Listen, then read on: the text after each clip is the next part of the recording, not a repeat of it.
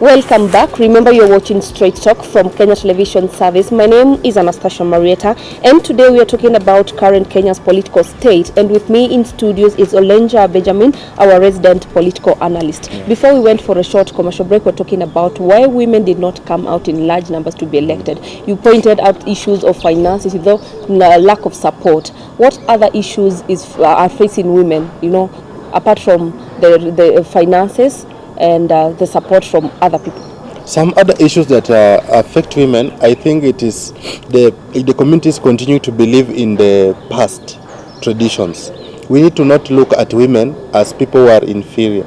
We need not to look at women as people who cannot lead.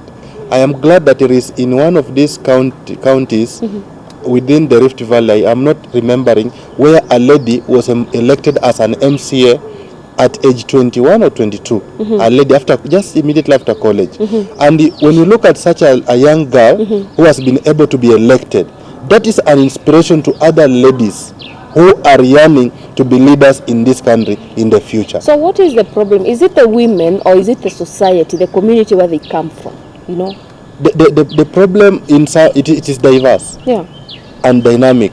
In some parts, it is the community. In some parts, it's the women that are not coming out and believing in themselves. You see, you need not to fear. You need to come out boldly. You need to come out and share your vision with the people. They need not to cow away. They need to continuously try and speak to the people, express themselves, share their views, share their visions, and declare why they think they do better than any other person.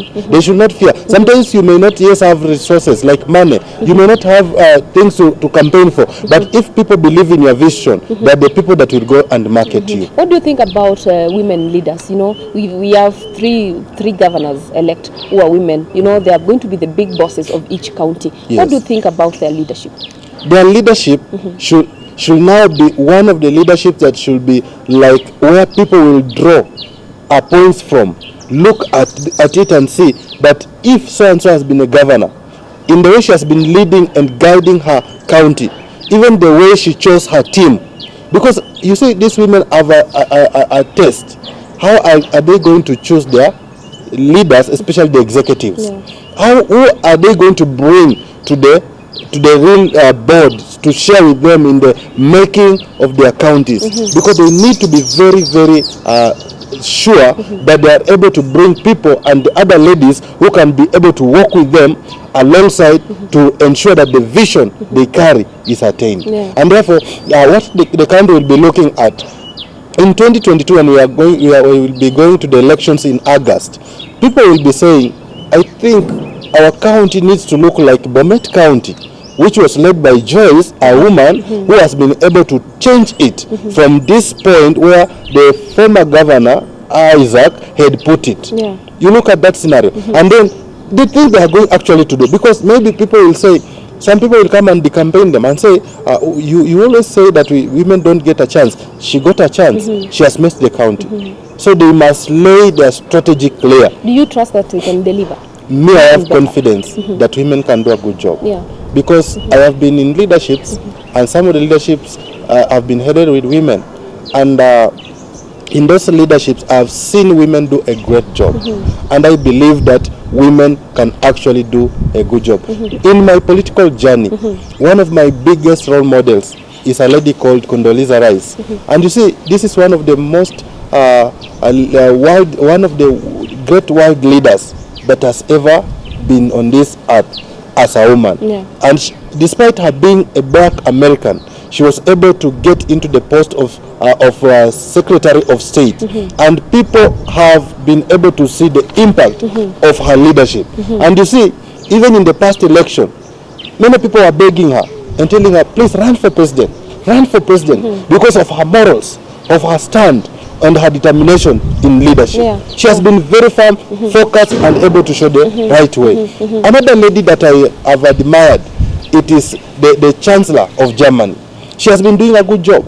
She has been leading that country very effectively. And do you know, in Germany, when they vote or they cast their ballots, the elections don't stay like our elections. They are within a day or two, the results are out, business is going on as usual. Yeah. So we have many women who are doing a good job. Look at Theresa May in the UK. Yeah. She's doing a good job.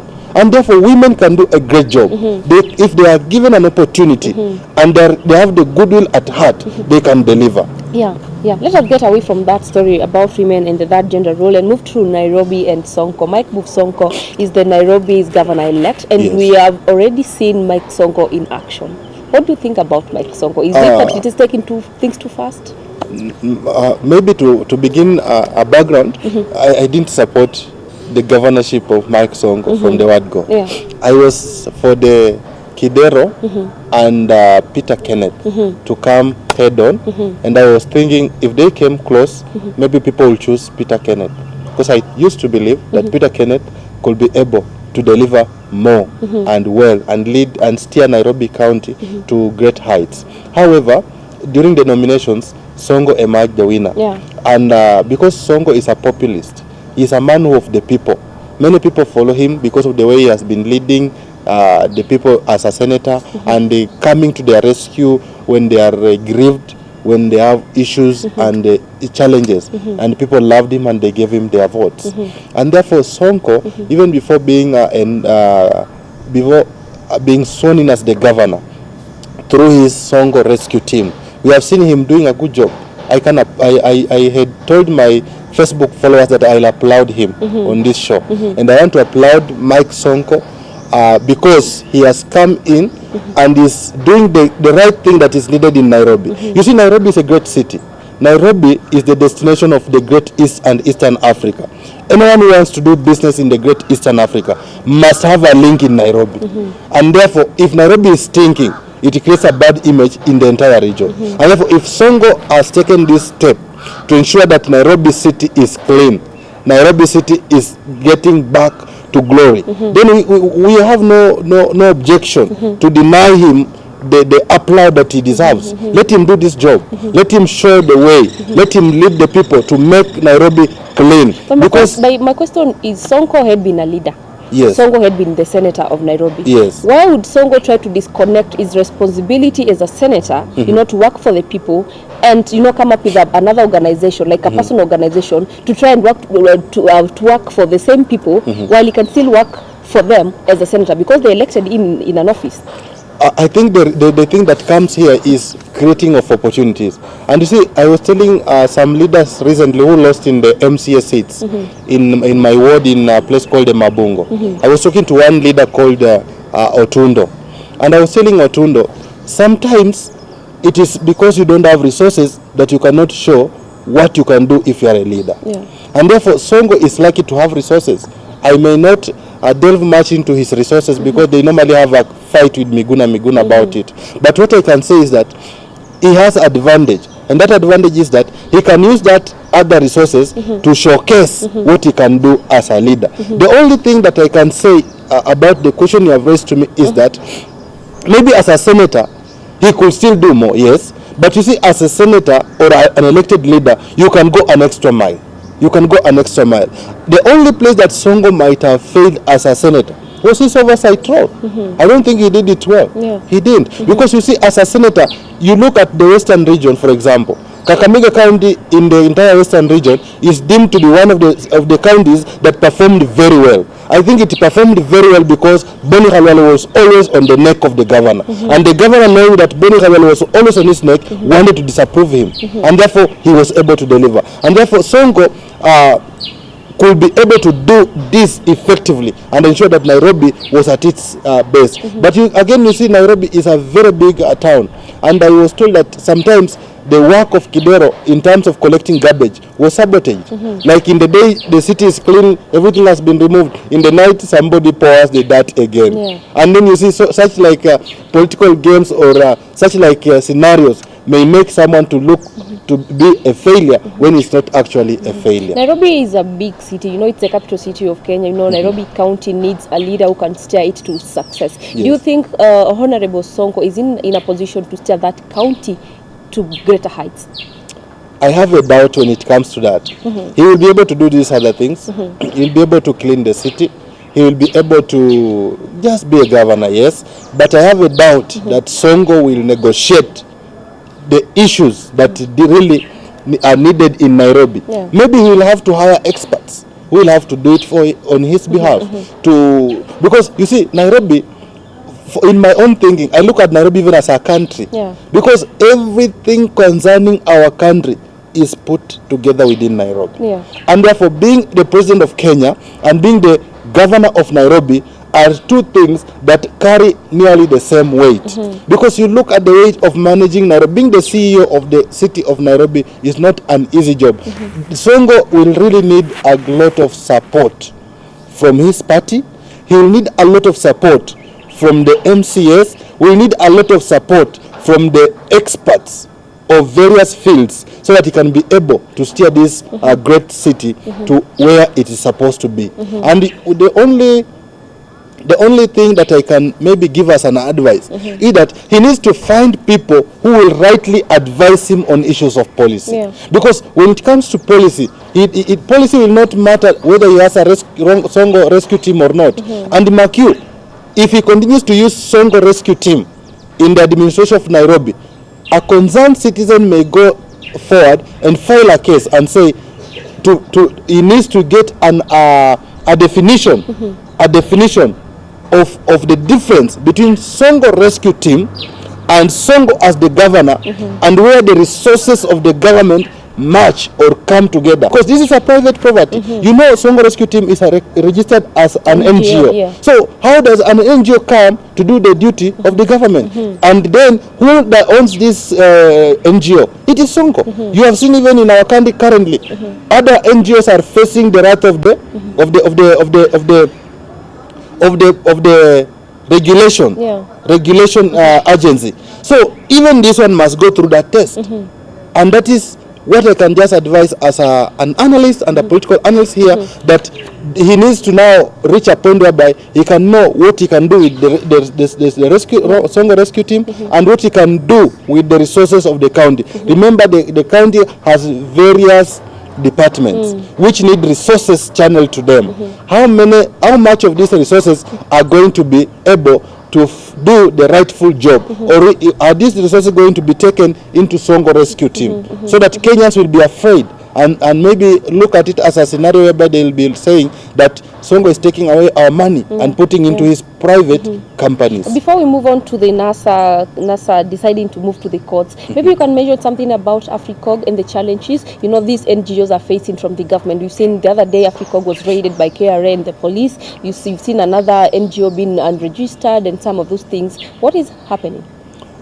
You know, during our regimes, there comes to times they don't agree with certain organizations within their borders.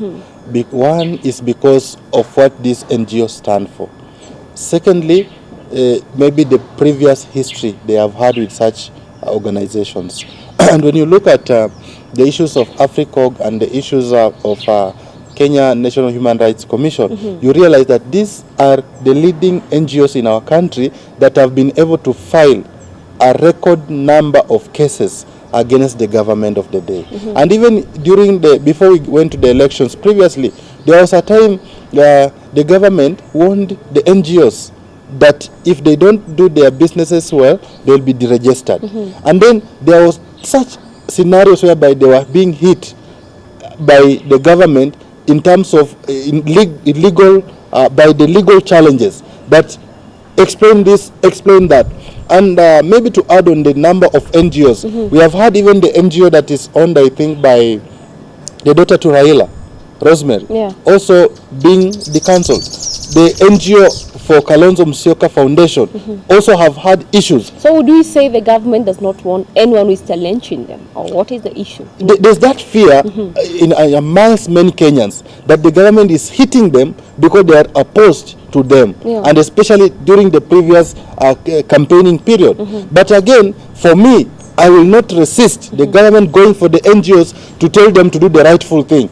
I think if the government has evidence, should not raid them, should go to court and present evidence that they are working against the legal framework. And when they have done that, the courts will be able to determine and be able to say that they have not been working in the manner they were supposed to be working. And then after they have done this, then the court through the legal processes, will advise the agency concerned to deregister them. But if the government does this by force, then it raises a lot of questions, because we have just had an election. The election has not, the dust has not settled, and then this is what is happening. And then many questions are being asked. Why do this? Then we come to a point whereby Kenyans are crying and saying, like, who will come to our rescue when the government now decides to butcher the citizen? Let us get away from that and talk about, NASA coalition deciding to move to the courts, and challenge the presidential election in Kenya. What is your view about that? We saw this in 2013. Yes. We all know what happened. How important, what is the repercussions of NASA moving to court to challenge the presidential election? Maybe to begin with, I must say, during the campaigns, the NASA leader, Raila Amolo Odinga, promised his supporters that after the elections, he will not go back to them to tell them that the elections were rigged. And also, he advised us that we go vote, and after voting, we go back home. The rest he will deal with it. And therefore, when the elections were over and the results were announced, you will agree with me that nobody or not many people in the majority of the parts of the country contested the results or publicly went on maybe the road to contest because of the advices they were given. And maybe this is one of the reasons why the NASA team has decided to go back to court, because maybe it could have anticipated the Kenyans themselves could come out and say this not been fair. But now that has not happened, they have to use that channel. Secondly, many people have been advising that if you are not contented with the results, because from the word go, when the team of NASA came out and contested that the results were not being remitted fairly and in the manner that is required, and they challenged that process also, what was expected was to follow the due process of the law. You see, and therefore the best place to go, because this is presidential, is the highest, the Supreme Court. And therefore I think, from my view, that is the best they have done to go that way. What is the repercussion for this? That is now the scenario. When we go with we look back into 2013 during the Mutunga time at the Supreme Court as the president, we remember that there was a case that was presented, there was evidence that was tabled, and then when the case was reaching a certain level, when more evidence had been gathered, it was rejected by the Supreme Court. And therefore this time round, for me as an individual, I could say without fear that I don't really expect things to change. If things change, that is going to be miraculous.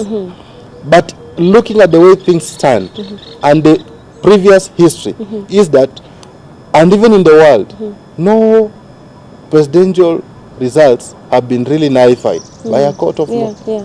This, I don't think there is any in history. And if this happens, it will be the first. It so will what be would you historical. say is the future of Raila politically? This means after this election, what I'll advise the political players, don't write Raila off. He may not contest the presidency, yes, but don't write him away. That guy will still make an impact. Remember, don't be shocked to see in 2022 Raila backing even a person like William Samoei Ruto for president, or Raila backing a Kikuyu candidate for president. Don't be shocked, because you see Raila as now using the ones that have been streaming in the IEBC used currently. Raila has 6.8 million followers. Some of those people are loyal to him. They are very loyal. And if he says now, I support so and so, all these votes will go to such a person. And therefore, what I can say is this, that Raila may not be on the ballot, Raila may not be in government, Raila may not be in any office, but his voice will be respected with those that are loyal to him. And therefore, those political players, they need now to make, to look the way this court petition is going to unfold. And after that, they should make friendship. Thank you so much. Thank you so much, Olenja, for speaking to KTS. Thank you so much, viewers, for watching Straight Talk. That has been Olenja Benjamin, our resident political analyst here in KTS. This is Straight Talk. My name is Anastasia Marita. Until next week, enjoy your viewing.